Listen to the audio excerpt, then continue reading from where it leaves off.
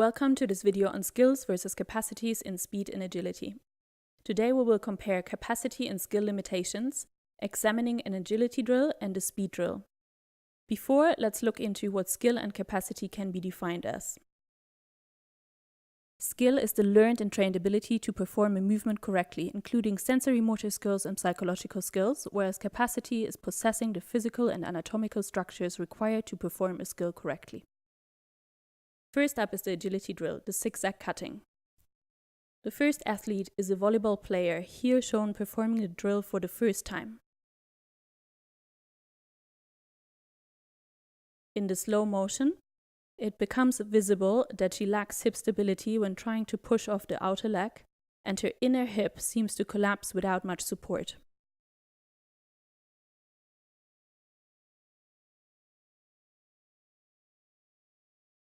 In this clip, we can see that despite the hip misalignment, the athlete presents good ankle-knee control on both sides. To further evaluate, she is here seen performing lateral jumps. And even here, the lack of hip stability is clearly visible, and she struggles to balance when landing on the left foot. Next, observing the athlete's lunge pattern as a further tool of evaluation, she almost shows a Trendelenburg gait symptom, with a strong hip collapse, which is an indicator for weak abductors, i.e. the gluteus medius and minimus.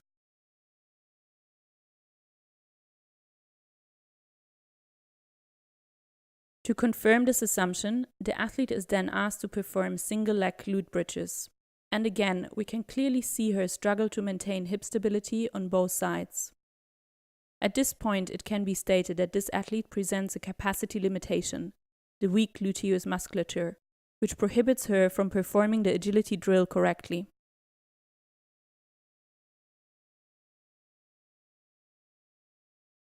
To help her develop strength in these areas, the following corrective exercises can be performed. Banded hip bridges, assuring the feet are placed vertically under the knee for optimal glute engagement. Band walks,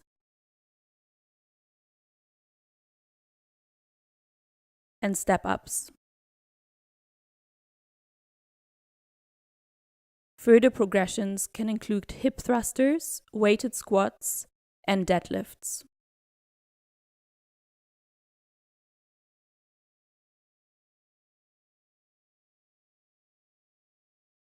The following athlete is a goalkeeper, also demonstrating the zigzag cutting drill.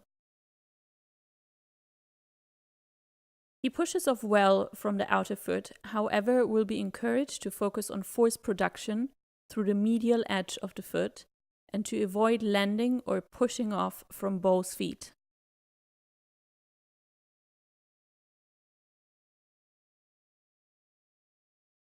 The athlete is next practicing lateral bounding. In the first attempt, he doesn't generate much force, but using cones for visual aid helps him to increase the distance of the jumps. He manages well to maintain his balance. The athlete also now shows a higher knee raise and a similar movement pattern on both sides.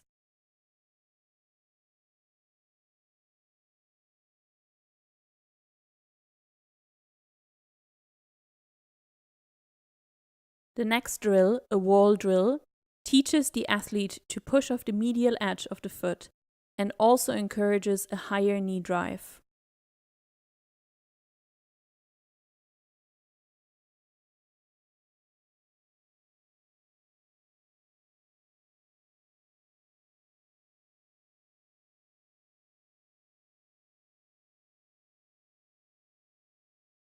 Finally, in this last video, the athlete performs the drill quite well, fulfilling the purpose of the zigzag cutting.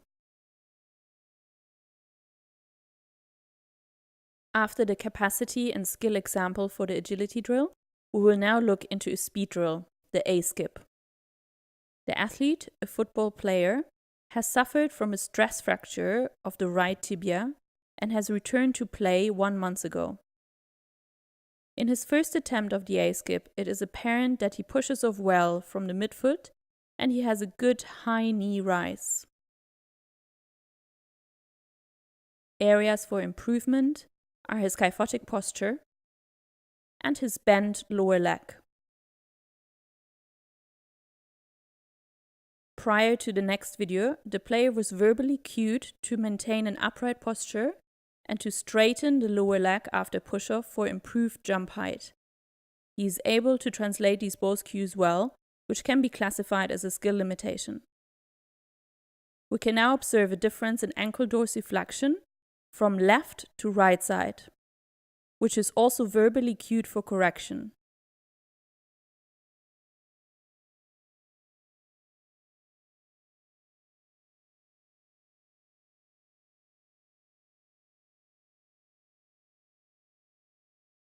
Again, even more apparent here, we can see a poor dorsiflexion on the right,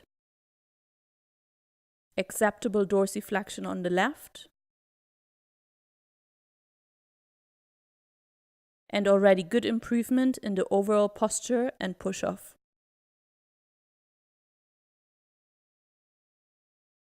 To eliminate a mobility restriction as the cause for the imbalance, the athlete is here shown performing a simple knee-to-wall test. But whilst the mobility is slightly restricted on the right side, it is still within acceptable range on both sides. Given the athlete's injury history, he has a capacity limitation consisting of weakness of the dorsiflexors, tibialis anterior and extensor hallucis longus. The following exercises promote strengthening of these muscles, as well as tendon stiffness. The heel walk,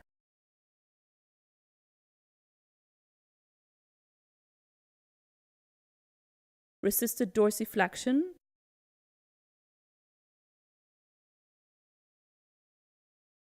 and the pogo jumps, single and double-legged.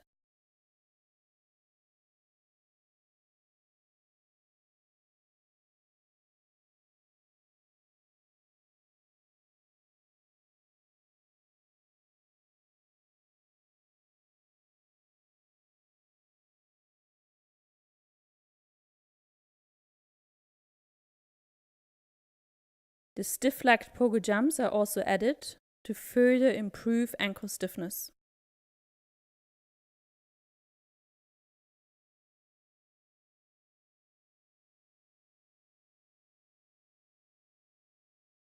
Lastly, we will see a skill example for the A-skip.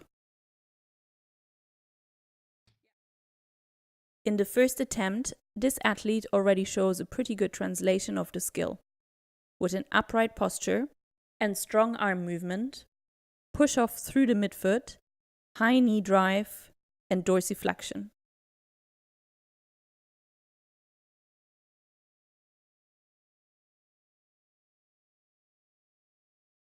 To further practice these last 2 points, the athlete practices a wall drill, focusing on speed, hip, and dorsiflexion.